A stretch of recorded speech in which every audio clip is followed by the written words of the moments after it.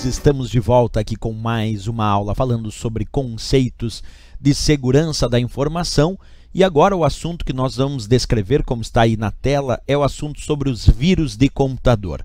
Vamos rever um pouco a teoria sobre isso e depois eu faço a explicação propriamente dita. Primeiro, um vírus de computador é considerado um programa malicioso, quer dizer, ele é considerado um tipo de malware.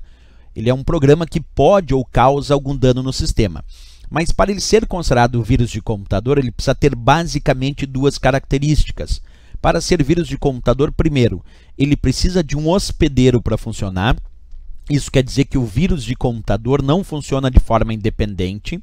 Outros programas maliciosos sim funcionam de forma independente, mas para ser vírus de computador é necessário um hospedeiro para funcionar, porque ele não funciona de forma independente e ele também precisa ter a capacidade de se replicar, de criar cópias do seu código malicioso em outros hospedeiros. Por isso que, revendo a teoria, a gente verifica, observa, se propaga inserindo cópias de si mesmo e se tornando parte de outros programas ou arquivos. Isso é a capacidade de se replicar, se propagar inserindo cópias de si mesmo e se tornando parte de outros programas ou arquivos. Quer dizer, ele precisa de um hospedeiro para poder funcionar e realizar o seu processo de infecção. Aí sim, tendo essas duas principais características, já há um indício de ser de fato que aquele programa malicioso seja um vírus de computador, certo? Vamos demonstrar isso num desenho que eu montei aqui. Imagina que esse quadro azul é um arquivo que vai funcionar como hospedeiro para esse vírus de computador. Então percebe, esse vírus só vai funcionar se ele estiver dentro desse hospedeiro. Fora do hospedeiro ele não funciona de forma independente. Agora vamos verificar, vamos imaginar que eu tenho um outro arquivo que ainda não tem um vírus de computador, que não está infectado. Porém, o vírus pode se replicar, pode criar cópias de si mesmo em outros hospedeiros. Vamos observar ali no desenho. Olha lá, o vírus então agora se replica e cria uma cópia do seu código malicioso num hospedeiro que a princípio não tinha aquele vírus de computador. Então ele só funciona dentro de um hospedeiro, mas ele se replica. Ele tem a capacidade de criar cópias de si mesmo, cópias do seu código malicioso em outros hospedeiros, como a gente acabou de verificar nesse desenho. Ok? O que mais nós temos que rever sobre vírus? Quando a gente fala sobre essa história do vírus precisar de um hospedeiro, ter a capacidade de se replicar, ele também precisa ser executado. O vírus depende da execução do programa ou arquivo hospedeiro. Quer dizer, tu precisa executar aquele programa ou aquele arquivo hospedeiro que tinha o vírus para que ele comece o seu processo de infecção, para que ele consiga se replicar, criar cópias de si mesmo. Se tu não executar o programa ou o arquivo hospedeiro, o vírus não consegue se replicar.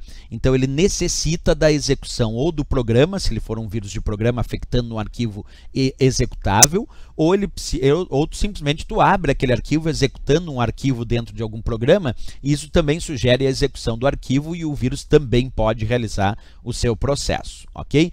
Existem, claro, os principais meios de propagação de vírus atualmente. Antigamente se propagava muito vírus por disquete, mas com o desaparecimento do disquete, basicamente hoje através do envio de e-mail, com arquivos em anexo, com vírus infectados, é claro, e também através de mídias removíveis. Hoje em dia, principalmente pendrive, tem muito pendrive aí que traz vírus de computador, e aí quando tu conecta no outro computador, executa aquele arquivo, esse vírus pode atingir o teu computador também. Ou até através de páginas da web, quando é executado um script mal intencionado, também pode haver infecção por vírus, principalmente enviados por e-mail ou através de mídias removíveis infectadas. Mas até páginas da web também pode acessar, executar um script e o vírus poder infectar o teu computador também, ok? Nós ainda temos essa ideia de pensar em vários tipos ou variantes de vírus. Então existem os vírus propagados por e-mail, como eu disse, quando vêm anexados às mensagens de e-mail, aí tu recebe aquele e-mail e executa aquele arquivo anexado, e se ele tem um vírus ele começa a se propagar.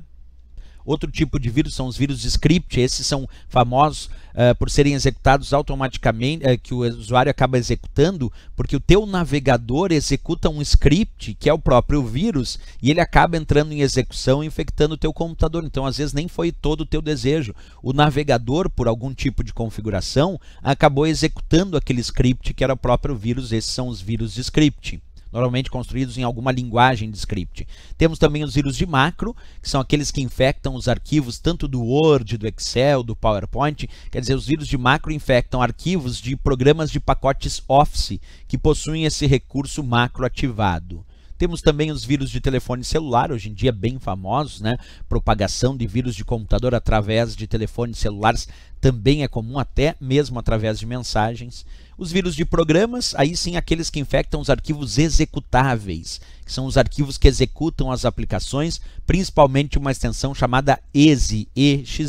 Então esse é um universo de alguns tipos então de vírus de computador que podem afetar o teu computador e o sistema, certo, pessoal? Então isso é a demonstração de como funcionam os vírus propriamente dito. Na próxima aula nós vamos falar sobre outros programas maliciosos além dos vírus, porque essas são características para serem vírus de computador. Agora lembra, né? Principalmente precisa de um hospedeiro para funcionar, tem a capacidade de se replicar, que é criar cópias de si mesmo, e também precisa ser executado para realizar sua função mal intencionada ou se replicar.